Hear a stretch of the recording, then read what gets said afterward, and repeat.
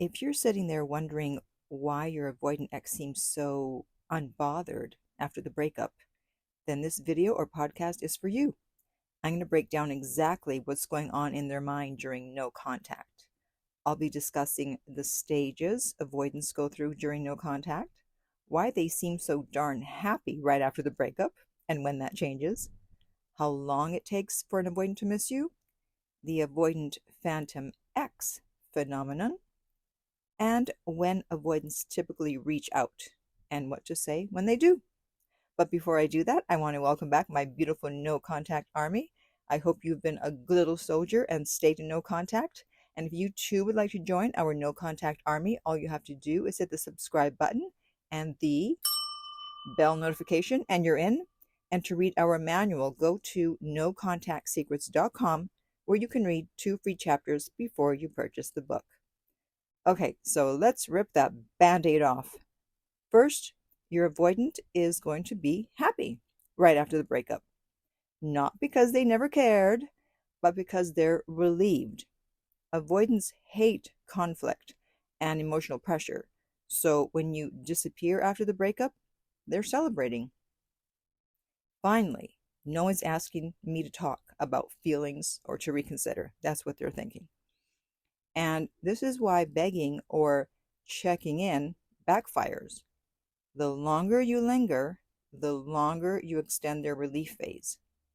Think of it like resetting a timer. Every text you send, they think, oh, I'm still not free.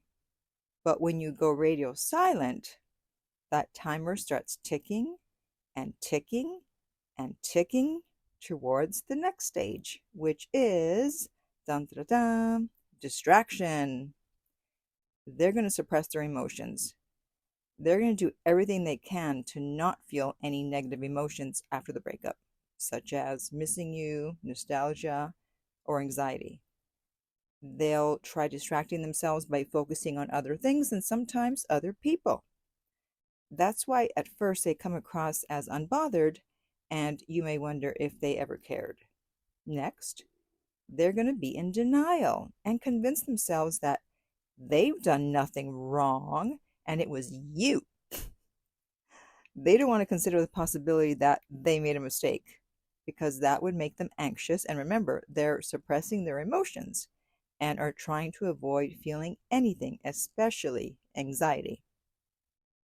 Now, here's where things get interesting. Oh, and real quick, I got to be honest, about 65% of the people listening right now have not hit the subscribe button yet.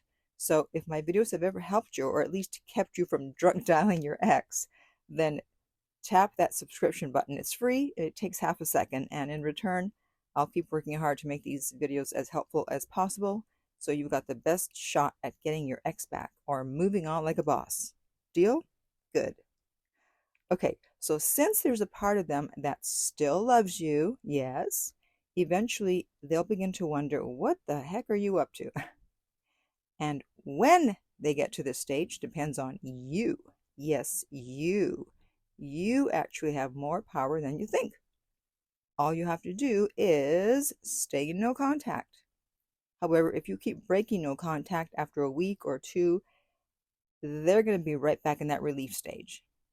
Now, you may have heard me say that avoidants are like feral cats. So if a feral cat is at your door and it feels like it wants to take a step inside, but you come running to the door, then it's going to run away. And that's exactly what's going to happen with an avoidant. They may be thinking about contacting you or getting closer, but all of a sudden you do something and they get scared and yikes, no. So stay in no contact. Now, this is when they'll start to have conflicting emotions and will wonder if they made the right decision. They're going to be on an emotional roller coaster ride. And that's good news for you.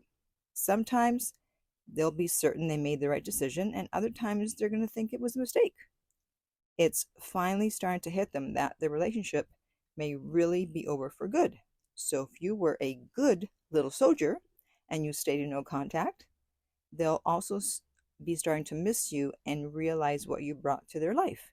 And a lot of people have used my app Silencio to help them stay in no contact. So be sure to check that out. And the link is below every video and podcast, as always. Next, your ex is going to feel a void.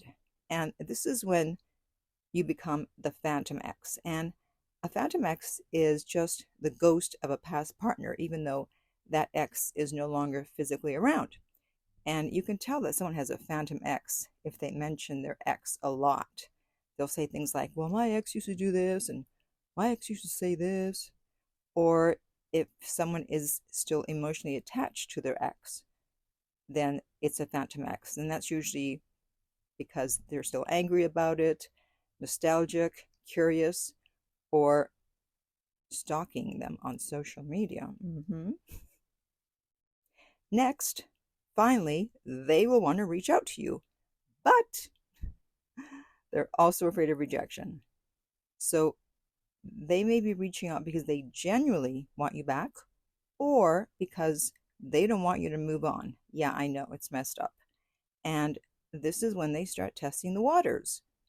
When avoidants hover with the breadcrumbing, nostalgic texts, I miss you with no follow through, they're often just wondering if you're still an option without wanting to commit. And this is where most people get played. They break no contact, and the avoidant thinks, cool, they're still hooked, and disappears again. This is why I always strongly advise against responding to breadcrumbs. They need to put in effort and show that they regret their decision and they do want you back. And when they contact you, you need to determine whether they really are interested in getting back together, or they're just trying to keep you on the hook and trying to keep you from moving on. And that can be hard to figure out, which is why I offer one-on-one coaching to help you understand what's actually going on. And the link to get coaching is, of course, underneath every single video and podcast. Now, if you do decide to take them back, I would strongly recommend that you let them know that the prerequisite for getting back together is for them to work on their avoidant attachment style. Otherwise, it's very possible they'll pull away or break up with you again, and we do not want that, right? So now I want to hear from you. How long have you been in no contact, and how is it going? And if you are listening to this as a podcast and would like to help the show, then just download this episode. And if you found this video helpful, remember to like, subscribe, and share. And finally, remember, love inspires, empowers, uplifts, and enlightens.